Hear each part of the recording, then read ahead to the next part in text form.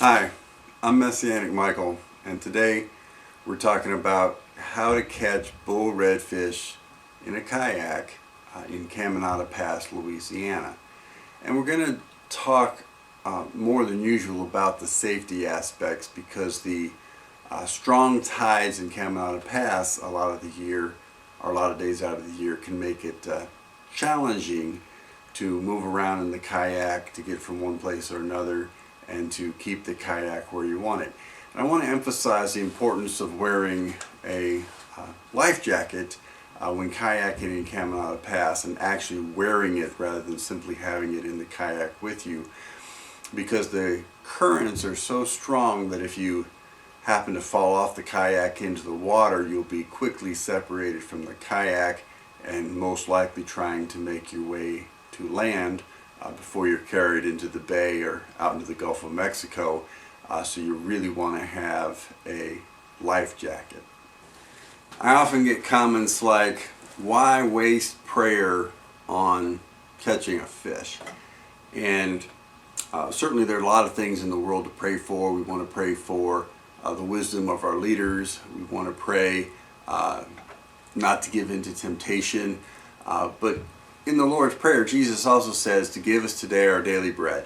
So if we're going to spend the better part of the day in Caminada Pass fishing, it also makes sense to spend 30 seconds or a minute praying, giving God thanks for the beautiful day, giving God thanks for the kayak and the rods and reels and the safe transportation He's provided, asking the Lord to return us to our families safely. And the scripture said that God owns the cattle on 1,000 hills. So if God owns the cattle on the 1,000 hills, I reckon that God owns all the bull redfish in the Gulf of Mexico and in Caminada Pass as well. So I like to take a moment and say, Heavenly Father, we thank you for all of your goodness and all of your kindness to us. We pray that you'd share your bull redfish with us today and help us to catch one. Okay, the key to catching bull redfish in Caminada Pass is location, location, location. You want to have all your gear ready, but you want to be able to put the kayak and keep the kayak where the redfish are. Okay, here's a map of Caminada Pass and our favorite fishing spots in Caminada Pass. It was first published in the Times-Picayune in 2014. And just for some orientation, here's the main pass. Here's the bridge out to Grand Isle on Highway 1. This is Elmer's Island. This is Grand Isle. This is Bridgeside Marina. This is the beach at Elmer's Island. And one of our favorite places is here back behind the island in this little pass between Elmer's Island and this little marsh island out here, where you get a real strong current coming through on an outgoing tide. And you want to check the tide chart, so we'll look at the tide chart in a minute. But most of the days in the summertime, there's a strong outgoing tide through the afternoon and sometimes through the morning as well. So anchoring up right here can be very productive, and just using whatever weight sinker it takes to get your crab or your mullet down close to the bottom. So this is one of our favorite spots. Another one of our favorite spots is right here off the rock jetties. Now they've put some signage up so you can no longer fish this location from the land. It's prohibited, but you can anchor a kayak right here, and this is a productive spot as well. The bridge location can be very productive. It's very difficult to have a kayak hold anchor here because the water's like 30 or 40 feet deep, and by the time your anchor touches bottom, it's not at a very good angle. So some special anchoring considerations are necessary to fish this spot. And spot number 4 out here is out by the Elmer's Island beach. You probably don't want to be so close to the beach as where the number is. You probably want to be closer to where the tip of the pointer is right here. And this spot can be kind of tricky in the summer unless you could launch from the beach, and they're starting to restrict vehicular traffic now on the beach, so you can't really drive out here and launch the kayak from right here anymore. you'd have to launch from Bridgeside Marina or somewhere here, and then you face the problem of paddling or pedaling back against a strong current to get back to your launch point. So be aware of what the afternoon tide's going to be doing, because if you get to this point in your kayak, it's really easy to get back to the Elmer's Island beach, but it can get very hard to get back to, say, Bridgeside Marina or launch point up here. So you want to know what the outgoing tide's going to be and how strong it's going to be in the afternoon before you pick spot number 4. Alright, so having a look at the tide chart, you can see this just happens to be August 2016. You can pull up any month's tide chart at the Louisiana Sportsman website, and we find this is very useful. And depending on the wind, these are usually pretty accurate if the wind effects aren't too strong. So, you know, there are some days like the weekend of the 6th, 7th, and 8th, and the weekend of the 21st and 22nd, where the tides are relatively slack. There's not a whole lot of current. Paddling or pedaling a kayak around the pass is pretty easy. But then there are other weekends, for example, the weekend of the 13th and the weekend of the 27th, when from 9 in the morning to 3 in the afternoon on the 13th, and from 9 in the morning to, looks like 4 in the afternoon on the 27th, there's a very strong falling tide, which means there's going to be a very strong outgoing current. And those strong currents can be very good from a fishing point of view. They can really get the redfish moving and eating, but it can really make it challenging to move your kayak around the pass. So let's go back to the map and talk about that. Alright, so here we're back at the map, and so let's have a look. We're going to have a very strong outgoing tide.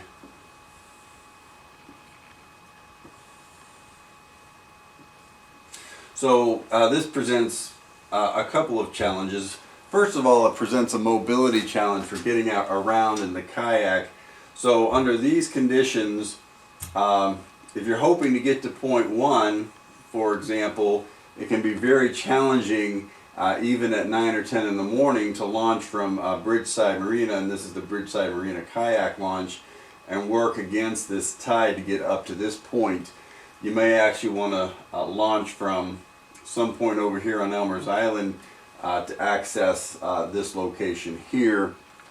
And as the afternoon goes on, if you look at the tide chart, and if you've kayaked Caminada Pass, the tide gets stronger and stronger. So even though you launch here, you may or may not be able to return to that point, and you may want to plan on taking your kayak out here, so you're working cross tide or down tide most of the way. And you want to have some contingency plans for where you're going to take your kayak out of the water if the tide is so strong you can't get back to your launch point. If you end up getting pushed out into the Gulf of Mexico, just like they tell you to swim against a riptide, you want to work your kayak. You don't swim against the riptide, you want to work at a 90-degree angle to the strong current to get your kayak back to the shore. Once you get out of the pass, I would head either toward Grand Isle or toward Elmer's Island to get your kayak out. Okay, given the level of difficulty and the strength of the current on some of those weekends in August and a lot of the days during the summer when you have that strong outgoing tide in the afternoon, we want to give some special consideration to how to anchor the kayak and keep it in one place. This is a typical kayak anchor. Works great in a lot of Louisiana marshes. Works okay fishing with the kayak from most beaches where there's only a little, usually a east to west type current on the beach. Works well in a lot of estuaries and inland bodies of water. This anchor is unlikely to hold a kayak in a strong current in Caminada Pass.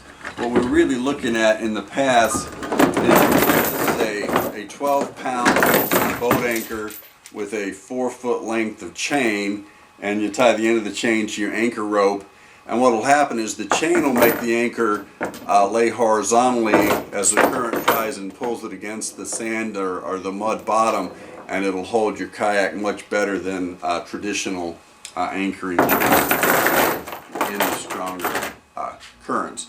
So once you find your spot, I'd actually get a little upstream of the spot, put your anchor down, let out plenty of anchor line, maybe 30, 40, 50 feet of anchor line, so that your kayak can stay in one place, because you really need to soak your crabs or soak your mullet on the bottom.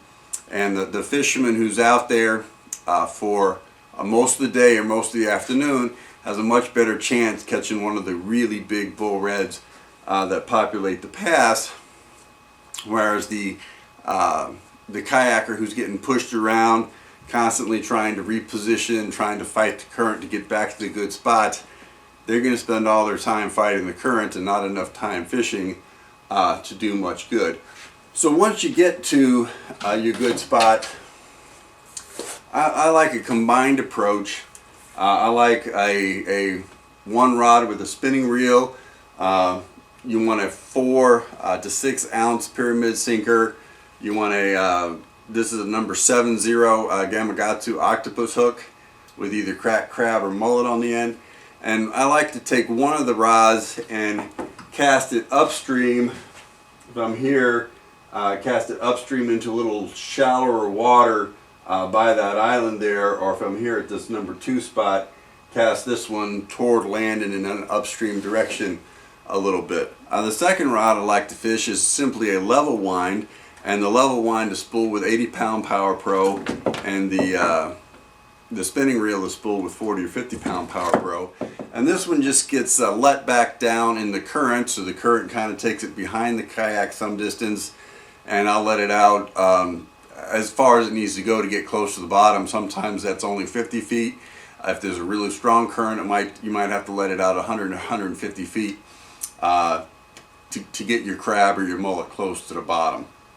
Then it's a matter of just holding on and waiting. Every half an hour or so, you check your crab, you check your mullet. Sometimes you'll have drum come along, or sometimes you'll catch some gaff top catfish waiting out there. So you need to keep your bait fresh every half an hour or so.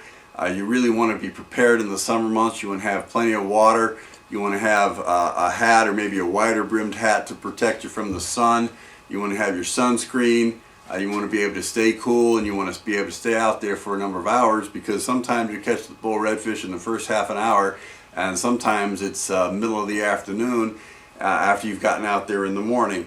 So you want to be prepared to stay out there. Now once the redfish hits, it'll grab your bait and usually start pull and drag, and the instinct is to grab the rod and to set the hook. We've had a much higher hookup ratio by doing nothing for the first 7 seconds, and it's hard to sit there and wait as you count 1, 2, 3, 4, 5, 6, 7. But what the 7 count does is it gives the redfish a chance to not just take your bait into its mouth and run with it, but it gives the redfish a chance to use its pharyngeal teeth, try and crush the bait to get the hook where it can be hooked up well, so you can actually have a good chance, because redfish are big. It takes a long fight. That hook has to stay in there for a while you're trying to tire that redfish out and get the redfish to the kayak. While you're counting, it's a good idea to be reeling in the other rod. Remember, you maximize your percentage by having 2 rods out at a time. So as soon as one of them goes off, don't grab that one, grab the other one, reel it in, get it made safe, and get it out of the way, because you've got a big redfish on the other rod. Then when you get the first rod reeled in, grab the second reel and begin wearing that redfish out. There are some different schools of thought when it comes to actually getting the redfish into the kayak. Lots of people like to use a net when they're fishing from the beach or a boat, but a net can be a little tricky from the kayak because of the balance issues. You really can't reach out that far with a net, So even if you have a net like this, you probably want to kind of tuck it under an arm. Keep in mind you're sitting in the seat here, tuck it under the arm, and you really can't reach that far with the net. In the kayak, we've actually found the boga grips to work a little bit better. Fight the redfish until he's tired. At some point, reach out and grab the monofilament leader with your hand, and then control the fish with one hand in the monofilament leader, and then get the boga grips into the mouth of the redfish, and then you've got him. There's a lot of discussions on the best bait to use for redfish in Caminada Pass and really lots of places in Louisiana. We've had much better results over the years using cracked crab. Just take a whole market crab, fresh is better than frozen, cut it in half down the middle, hook it up. In the summer months when there's lots of catfish, we prefer not to pop the shell off, because if you get the shell off the top, the catfish get in there and pick it bare pretty quickly. And then if there's times of year when the catfish are particularly bad, or if you happen to be in a spot with lots of catfish, rather than cutting the crab in half where the catfish can get into it, we leave the crab whole, because the smaller catfish at least can't really pick a whole crab bare, and the bait can stay intact until your big bull redfish can find it. Cut mullet can work very well also, depending on the day. There are some days when cut mullet work better than crab. Most days crab works better. But for the days when cut mullet work better than crab, we like to have both mullet and crab available when we are chasing after bull reds in the pass.